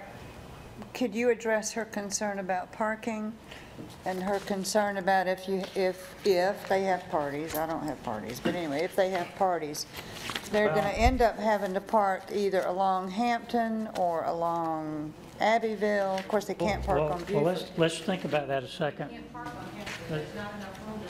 Yeah, I know, that's what I'm saying, but they would try to, There's no room on Abbeville either. And a little, you know, Marlboro, they're gonna have to park, you know, I don't know where they're gonna park. All right, well, let's address that. First, I'd like to say, ma'am, your property is right here. Based on what you had told me, she said her property is across the street. It is across Hampton. There's a fairly large vacant property over here.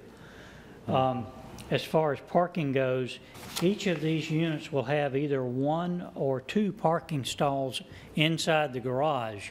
Now, if you're like me, you may not be able to get in there because you got so much junk in there, but that is at least one to 2 parking stalls per unit, plus a parking stall out on the driveway approach to each of these units. And based on the width, there could be 1 to 2 parking spaces in the driveway. So there could be up to 4 parking spaces in these units. There's also 29 here at the clubhouse. There's 10 on the street here, making 39. Right. And there's 5 over here. So there's 44 potential parking spaces to prevent people from parking out on, I guess, what I'd call a public street. all right, so I'm going to give you a just suppose. So just suppose I live over in Unit 60, which is on the back side over by where the church and the Ash property is. And I'm going to have a baby shower. Okay. Right. And we're going to have 12 girls show up to my baby shower. Where are they going to park? Well, hopefully you would have 2 in your driveway. You'd Right, have- but to have somebody walk for a baby shower and walk almost 2 blocks to get to, park their car over here in front of the clubhouse and then walk around or walk through.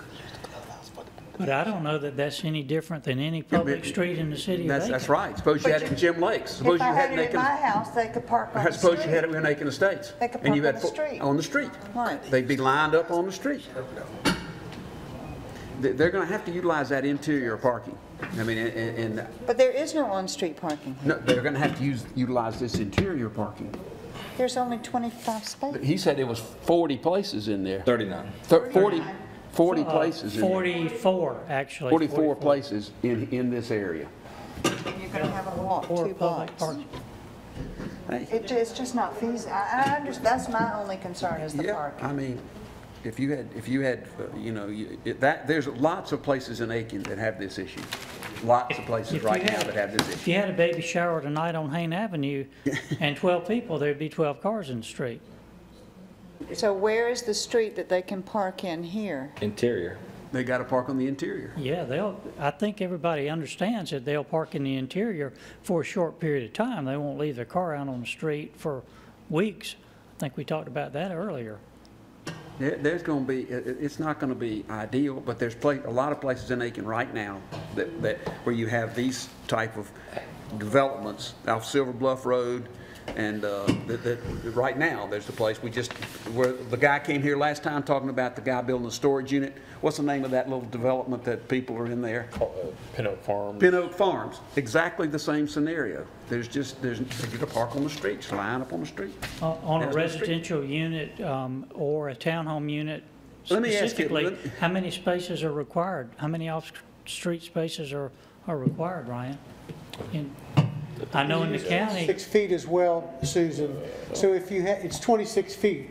So if by chance you had cars on both sides, and a car was 6 feet wide, which most of them are not, but let's say they were 6 feet wide, then that would still leave you, based on 26 feet, that would leave you 12 feet for a fire truck or ambulance to get through, and I think that would be adequate. So you think a fire truck can get through if they're parked on both sides? If they were on the curb, they could. We'll get through. He's pushing out of the way, but still.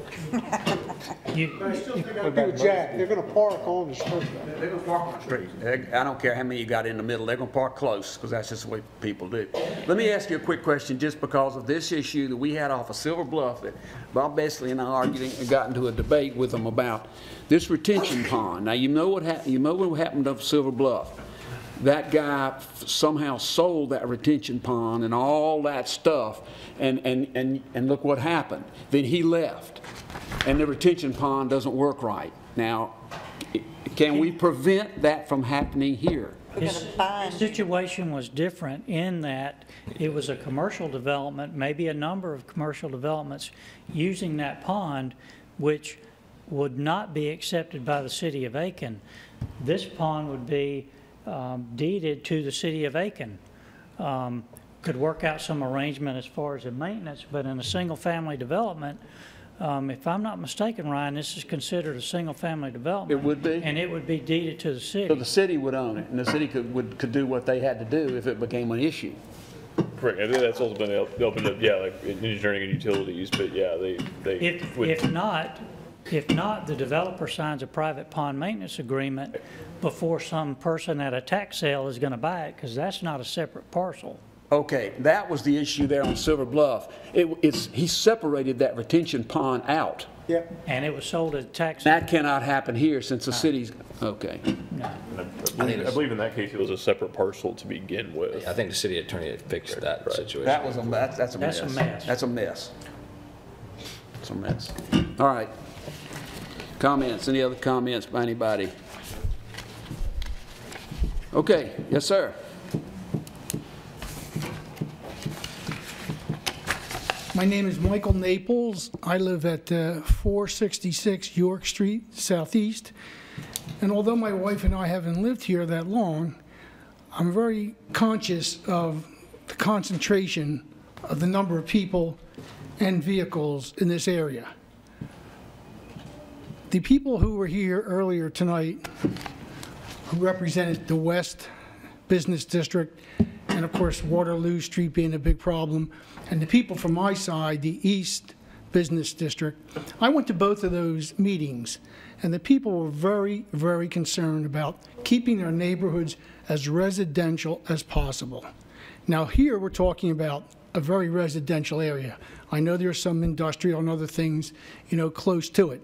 But the people, I think, really want to maintain the nature of the residential area. And this really bothers me when I think of 143 units. And when we start talking about the parking, it was brought up that if, under the present zoning, they could put 50 houses in that area. Well, let's assume that each of those houses had 2 cars. That's only 100 cars. If we go 2 for the proposed 143 units, you're looking at 286 cars. That's just for the residents. That's not even talking about, visitors, traffic, parties, etc. This parking situation is going to be very, very critical, but the traffic alone is going to have a real negative effect on this residential district. And I think you really have to consider the people who live in this district, and I hope more of them come and speak when this goes before City Council. I know we talk in the city of Madison. As I said, I came from Madison. We had similar problems. But I'm here in Aiken now, and I know that the people want to talk about the expansion of the business district, but we want to preserve the residential. If we don't preserve the residential district, we're going to lose our city. We're going to lose our city because you're going to lose the people who are going to want to move away from this encroachment. And this is not the businesses that we're worried about here. It's just putting too many people and too many vehicles in too small an area. As I said, I don't have a dog in this fight other than I want the residential neighborhood to be preserved as much as possible and take the pressure off the people who are going to be affected by units of this size. 143 units on that block is an awful lot. And you've all been talking about traffic problems with fire engines, etc. But if you double from 143, you got 286. If you only put 50 homes in there, you have about 100 cars if you just average 2. Thank you. Mr. Nabels, can I address that for a minute? First of all, welcome to Aiken. We're glad that you're living here. Thank you. As not a lifelong resident, but doggone just about it, here in Aiken. I'm excited to see the growth of Aiken. Aiken is just not by itself. The city of North Augusta, city of Augusta, city of Columbia, South Carolina as a whole just continues to grow. And growth is good. And we're excited about that. We've had many challenges here at the Planning Commission in the last couple of years with growth, and specifically with the density of housing and apartments, new homes, and that kind of thing. If one area of Aiken can handle it better than anything else, in my personal opinion, it's the northeast side of town. And this apartment complex, or this condominium complex right here, has direct access to Beaufort Street, which is exciting because that is a good path for a large volume of cars to go exit and to enter. So I just wanted to make sure as a new resident that you knew that, and I'm glad you moved here like many other people continue to do. But this is a good area. If the more you learn about it, I think you might agree with me. As far as growth in Aiken, it's a good area to grow in. Well, we dealt with growth in Madison as well, and we're much smaller, geographic stamped than the size of this town or this county. But you might need a legitimate traffic study then. If you want to talk about Beaufort being, such a good street, they might need a traffic study to go along with their application. So I might recommend something to you to consider before it goes on the City Council. But please, don't forget the residents. And I understand, we're all concerned with growth, but it has to be very carefully handled. We dealt with the same problems in Madison, and you're never going to please everybody, but you must be very careful. Thank you very much. Thank you.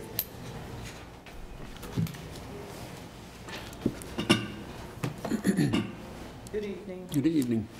My name is Elizabeth Thurman. I live at 1030 Sunday Avenue. I appreciate the comments that Mr. Beasley have made. I'd like to piggyback on the fact that this gentleman spoke about traffic. The street that I currently live on and have lived all my life is being used as a throughway. It is direct access to Beaufort Street for not only city trucks, but city trucks that are over 4 wheels, hauling backhoes, big bio trucks that come up and down the street. And I'm only a block and a half away from the proposed development that we're talking about. So imagine the extra traffic of people flying up and down the street, trying to get to work, trying to go wherever they want to go. And in terms of an HOA fee and ownership of those properties, what's to stop an owner from purchasing a unit, paying the HOA fees, and still renting out their unit? Is there some type of covenant in your plan to keep that from happening? No. And then I doubt it. Exactly. But what's to prevent somebody from building a house and renting it out? But I understand that. You know, Lance. I do, but when you have a large number grouped together right there that's rented out, I can see, we had a rental property next to our house, and for 10 years, this woman just plagued the neighborhood with parties every single night, loud people, cars on the yard. Through people, you could always tell what car was coming, the house that the car coming down the street was going to. So imagine that with 143 units. Okay, so then the rooftop decks, the noise level. What's to prevent the noise level from disturbing the neighbors that currently live? The homeowners association. Backing up that neighborhood. So, what did you say, Dorena? The homeowners. Yeah, the homeowners will prevent that. They have to take action, you know. Yeah. But then the cops come in and it's like they ride by and then you have to call them again and then they come back by and they say turn it down, and then time they leave, 10 minutes later they turn it back up. And I know that that can happen in Woodside. I know it can happen anywhere. I'm just voicing concerns. That's what I'm here for. So the traffic again is going to fourfold through the neighborhood.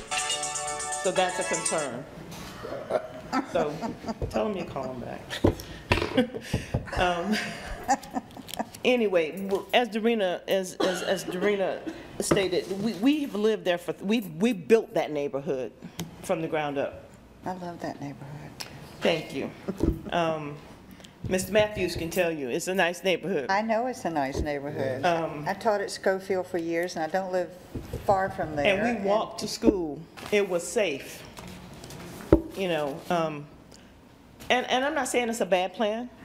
I just think that maybe we don't necessarily approve whatever tonight and take a little bit more consideration. And I just want to toss this out to you too.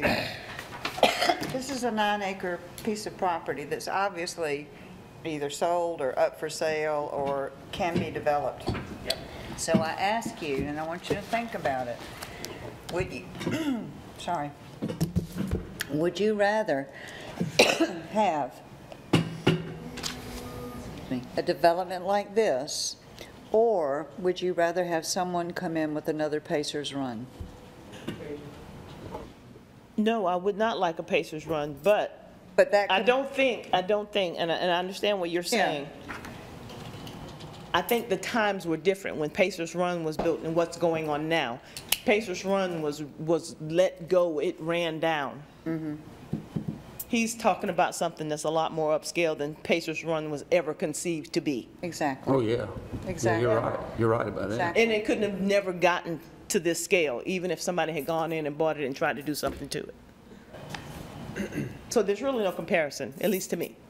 But I would prefer, yes, to answer your question, I would prefer. I agree with you. So, and then the drainage, I know you're saying that it's going to drain out to Beaufort.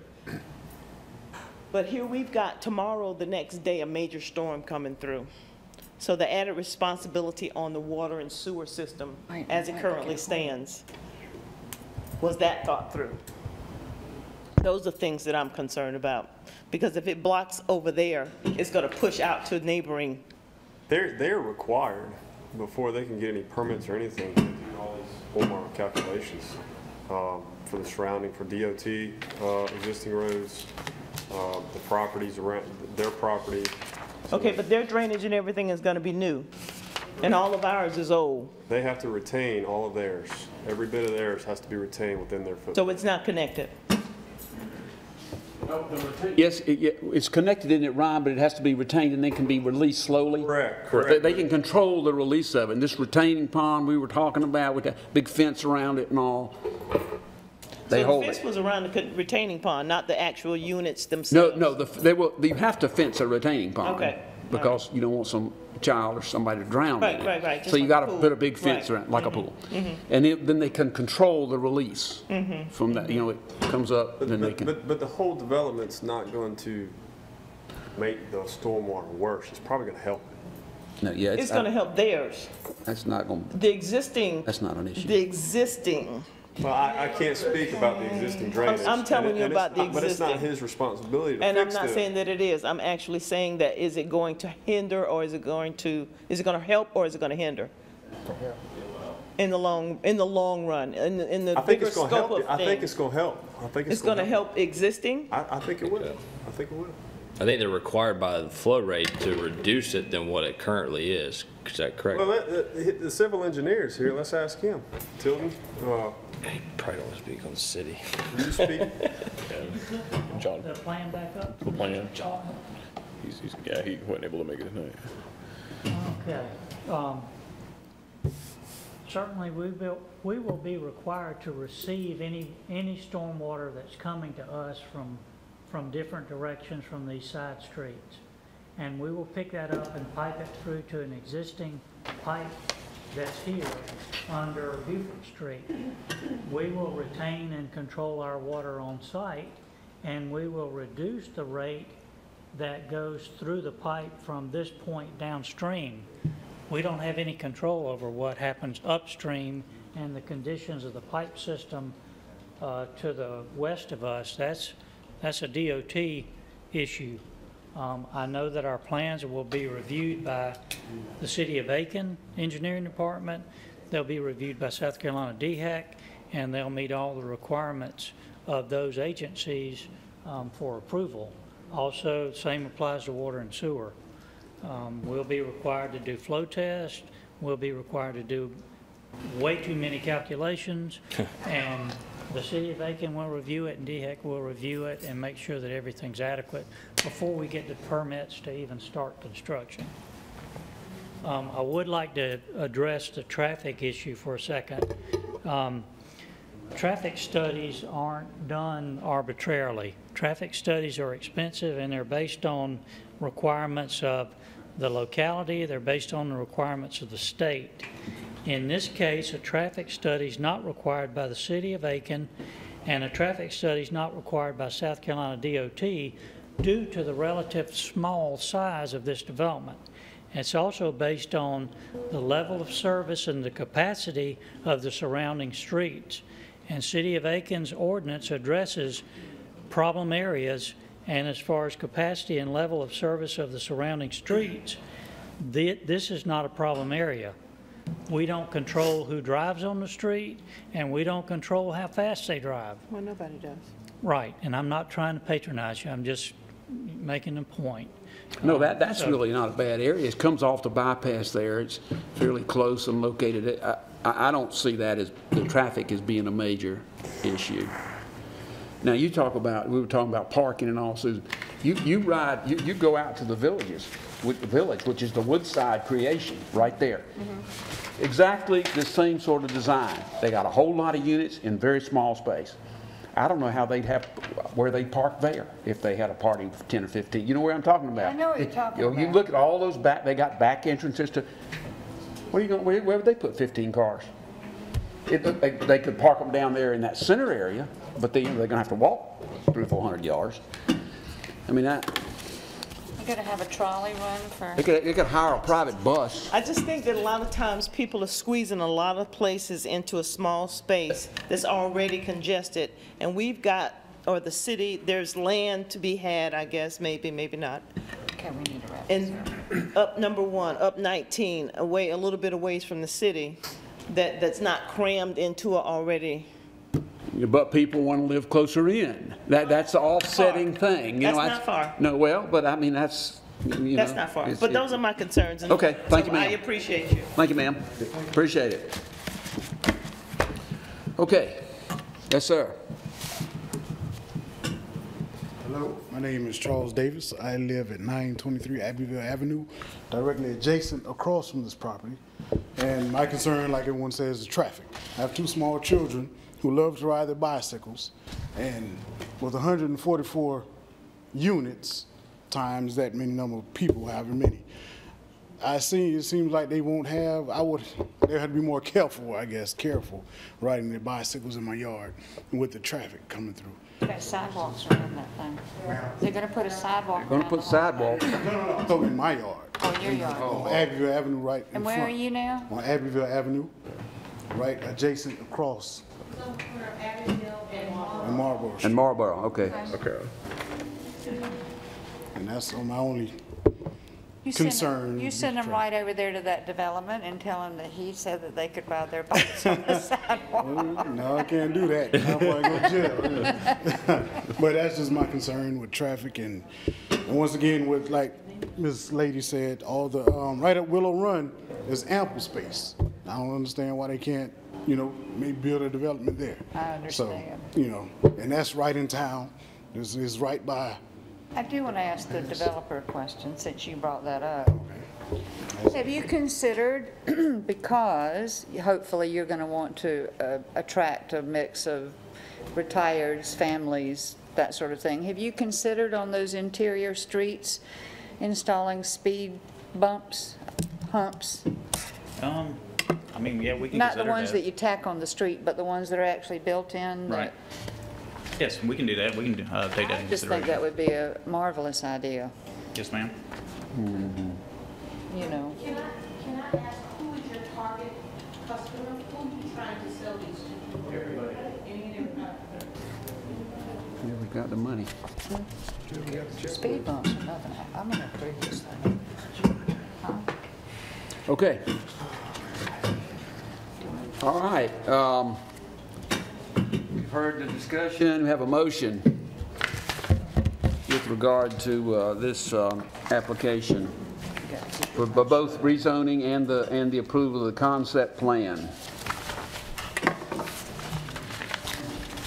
Chair, I'll make a motion. Yes, sir.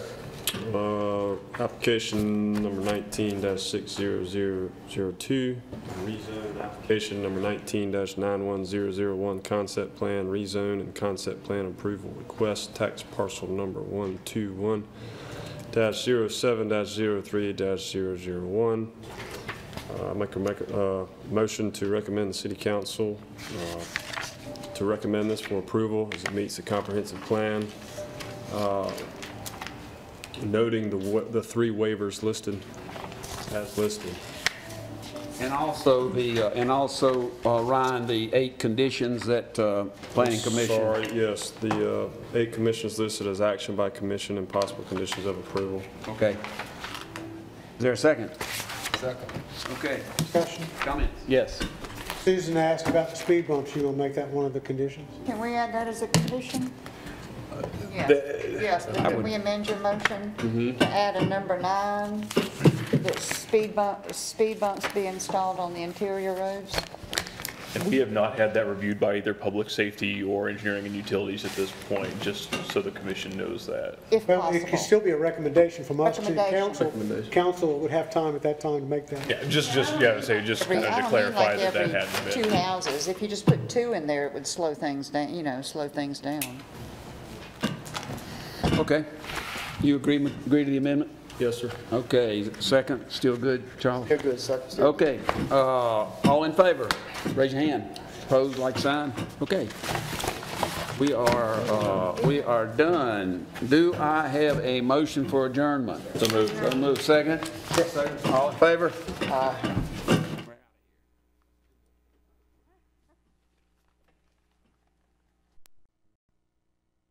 The Planning Commission to order. First order of business, we need to approve the minutes from August 14th, 2008 work session and regular meeting. I have a motion. Could I request a change? Yes, well, let's